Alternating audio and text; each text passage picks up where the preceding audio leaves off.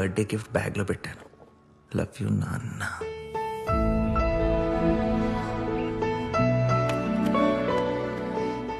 నాన్న నుంచి birthday gift miss అవుతున్నావా? నా తర్వాత చెప్తా. దా. స్వాతి, ప్రియా, చిన్ను ఇక్కడే ఉంది. చిన్ను ఈ రోజు చిన్ను పుట్టినరోజు. ఏం చేస్తున్నారు మీరంతా తెలుసుకోకుండా?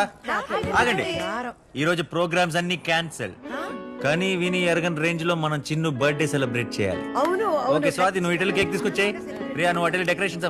హలో, అటెల్ అంటే అటెల్ పోటేనా? అటు బాల్కనీ ఉంది, దూకేస్తావా?